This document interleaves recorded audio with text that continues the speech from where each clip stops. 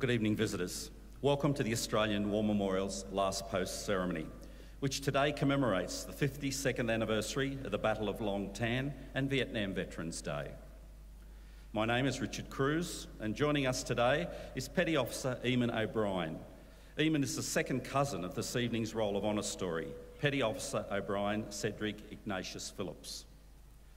We're honoured to acknowledge Vice Admiral Tim Barrett, representing the Chief of Navy, Major General Adam Finlay, representing the Chief of Army, Mr Ian Thompson, President, Vietnam Veterans Federation, ACT branch, Mr Rob Ray, representing the Naval Association, ACT branch, and Rear Admiral Neil Ralph, representing the Royal Australian Navy Helicopter Flight, Vietnam. We warmly welcome members of the Royal Australian Navy Helicopter Flight, Vietnam, who just this afternoon received a unit citation for gallantry from the Governor-General of the Commonwealth of Australia. We also warmly welcome the many Vietnam veterans, and we thank you all for your service. As always, we further extend that welcome to all veterans who have served, those that are still serving, and the families that love and support them. We acknowledge the members of RSL and Services Clubs Association, RSL Victoria and RSL Queensland, who are watching the broadcast of this ceremony across Australia. During this evening's ceremony, wreaths will be laid at the base of the Pool of Reflection by family, visitors and students on behalf of Somerville House Secondary Department, South Brisbane. Australia's Federation Guard is a tri-service ceremonial unit of the Australian Defence Force. They provide a ceremonial presence at civil and military events and during visits to Australia by foreign dignitaries. The Guard will now dismount the catapult party from the tomb of the unknown Australian soldier within the Hall of Memory.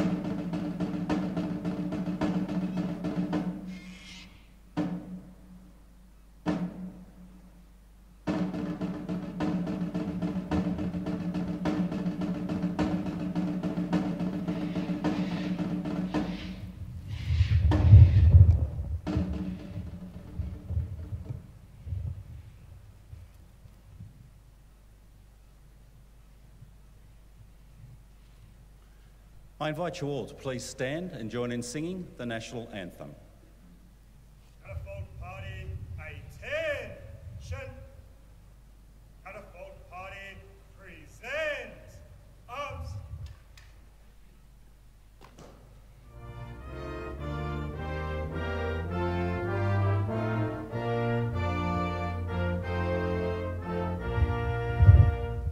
Australians, oh, let us rejoice, for we are young and free. We've golden soil and wealth for toil, our home is earth by sea. Our land abounds in nature's gifts, our beauty rich and rare. In history's page at every stage, advance Australia fair. In joyful strains and let us sing, advance Australia fair. Catapult Party, shoulder! Arms! Catapult Party, order! Arms! Those that are able, please be seated. I would now like to invite Dr. Brendan Nelson, Director of the Australian War Memorial, to the lectern.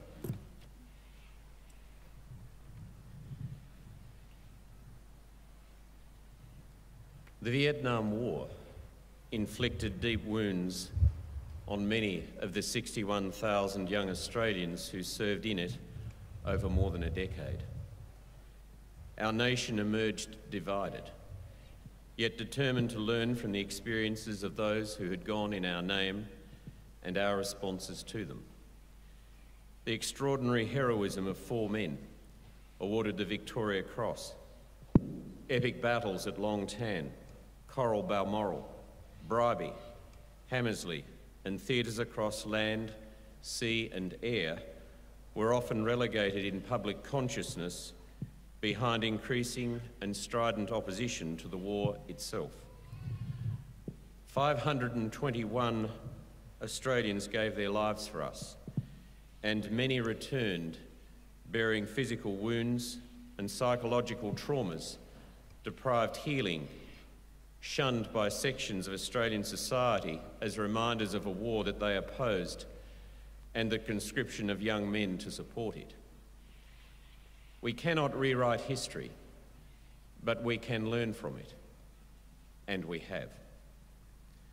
Today, 52 years on, we honour the tenacious courage and sacrifice of these young men of Delta Company, of the 6th Battalion of the Royal Australian Regiment, led by then Major Harry Smith, with the crucial fire support of 1 Field Regiment, Royal Australian Artillery, and New Zealand's 161 Field Battery, and desperately needed RAAF helicopter resupply.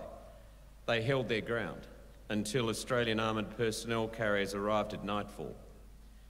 An isolated infantry company of 108 men, including 3 New Zealanders cut off and outnumbered by at least 10 to 1, withstood massed Viet Cong attacks for over 3 hours.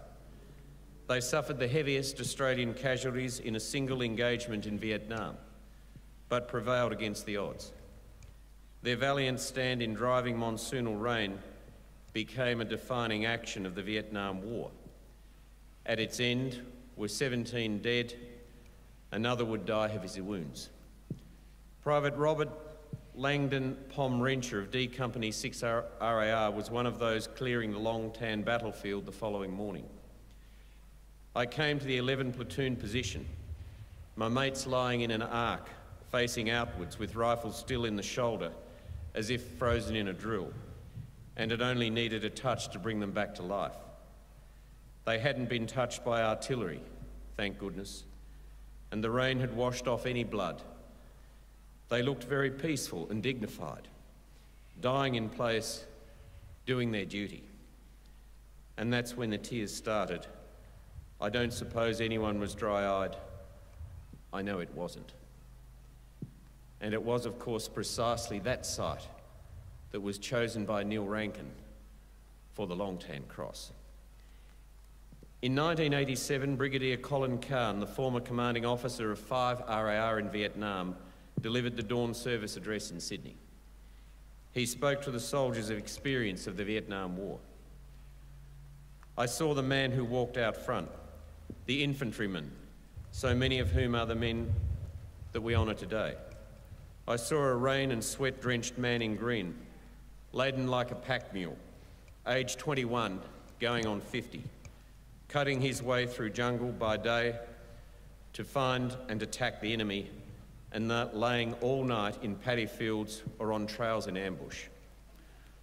Although this is the anniversary of one battle, on this day, we remember and honour them all of you, those young Australian men and women who served, fought, suffered, and died during the Vietnam War.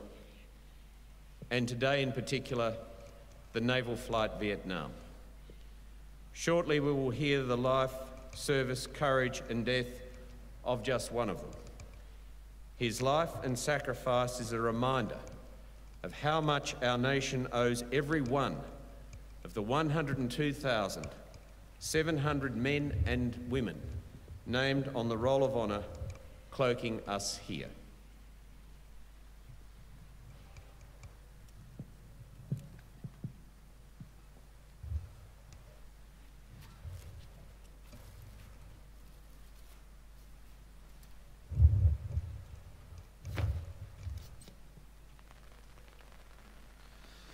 Thank you, Dr. Nelson. The Australian War Memorial was the vision of Charles Bean, Australia's First World War official historian. Bean landed with the Australian troops on Gallipoli and stayed with them at the front through to the end of the war. The idea of this national memorial and museum came to him at Pozières, France, in the depths of the bloody fighting of 1916. Bean's idea was that this would be a place where families and friends could mourn loved ones buried in faraway places. It would also be a place that could help all Australians understand what these men and women had endured and what they had done for us. Bean's vision, to which we remain true, is best expressed as inscribed in the entrance to the memorial's galleries. Here is their spirit, in the heart of the land they loved, and here we guard the record which they themselves made. Tonight we'll read the story behind just one of those on the Roll of Honour, which lists the names of more than 102,000 men and women who have given their lives for us in war and operations for more than a century. But first we present a lament, Flowers of the Forest. Wreaths and floral tributes will now be laid at the base of the Pool of Reflection.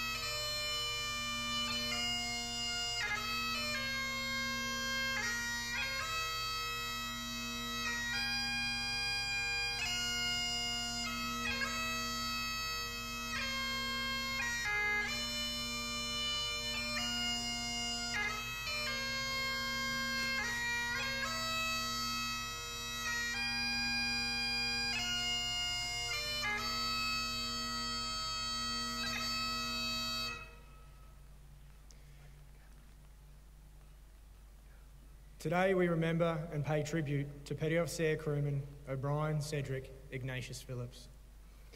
O'Brien Phillips was born on the 18th of June in 1936 in Patna, India. He joined the Royal Australian Navy in 1960 and became a petty officer in 1965. He served as a sonar operator in Wessex anti-submarine helicopters flying from HMAS Melbourne. In 1967, he joined the first contingent of the Royal Australian Navy Helicopter Flight Vietnam. The Royal Australian Navy Helicopter Flight Vietnam was created in July 1967 in response to the need for more helicopter pilots to support US and Republic of Vietnam ground forces. The Australians integrated fully into the US Army 135th Assault Helicopter Company to become the only such integrated US-Australian unit in the Vietnam War. Known as the EMU, Experimental Military Unit, the unit quickly took on the large flightless bird as an iconic mascot and call sign. The motto of the company also had an Australian ring to it: get the bloody job done. Pilots of the 135th flew US Army Iroquois Huey helicopters in two configurations, the gunship and the troop transport, or SLIC. Phillips flew on board a gunship helicopter as the senior gun platoon non-commissioned officer. In this role, he was responsible for a crew of men that maintained and followed the weaponry of the gunship. In December 1967, the 135th moved from the increasingly crowded base at Vung Tau to the American Fire Support Base near Juan Loc. As the second in command of the working party that expanded Black Horse to fit the emus, Phillips showed his ingenuity. Building material was hard to find, so Phillips' efforts to make the camp as comfortable as possible won him the respect of the soldiers and sailors of the 135th. While in Vietnam, Phillips also served as a pathfinder attached to the Australian Army infantry units. He participated in enough patrols to entitle him to the Army's Infantry Combat Badge, a unique honour among the naval aviators in Vietnam. From Black Horse Base, the unit flew troop lift, combat assault and support missions in Phuoc Tuy, near the Mekong Delta. It was involved in the insertion and extraction of US, Australian and Republic of Vietnam soldiers into and out of the battle, with the helicopters and crews often coming under heavy ground fire. On the 21st of August 1968, Phillips was a door gunner in the lead helicopter of the light fire team of gunships, flying at treetop level near Black Horse to Nui Dat. The helicopter was struck by a rocket-propelled grenade and crashed in a clearing.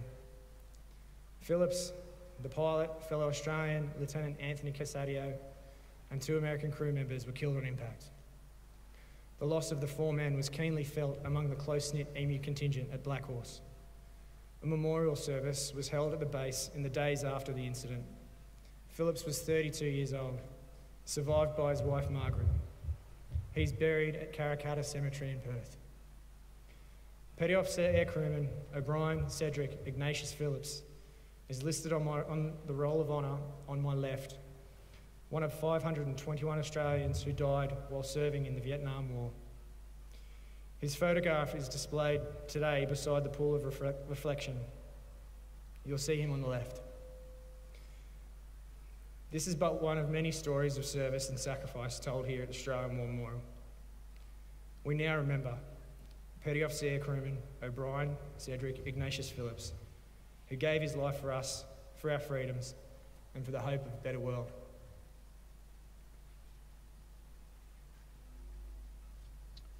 Please stand for the reading of the ode and the sounding of the last post. Shoulder, arms.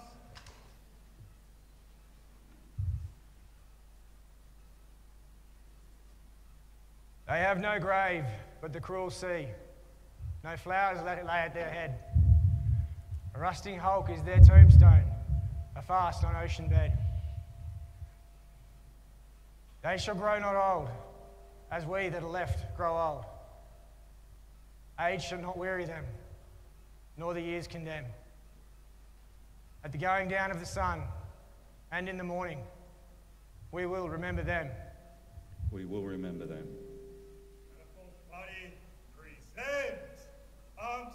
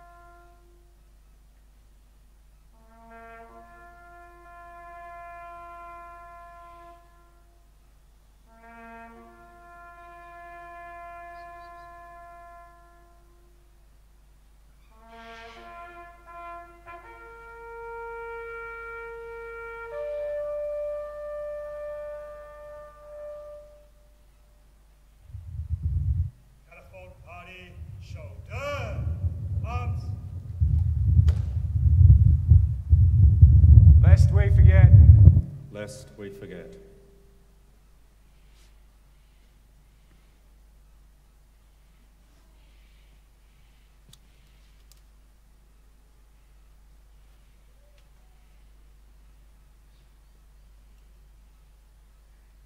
Catapult party outwards.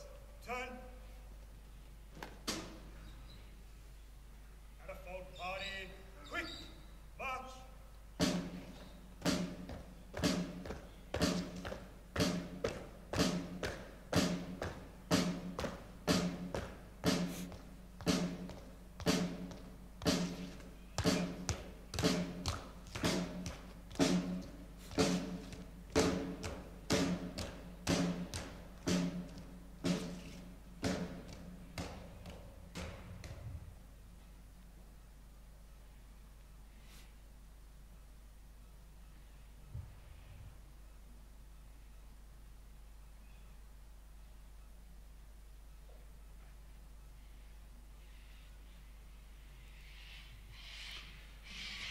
We leave you this evening with the words of the memorial's founder, Charles Bean.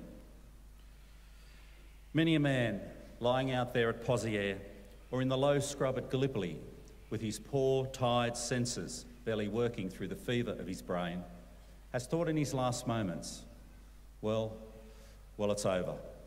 But in Australia, they will be proud of this.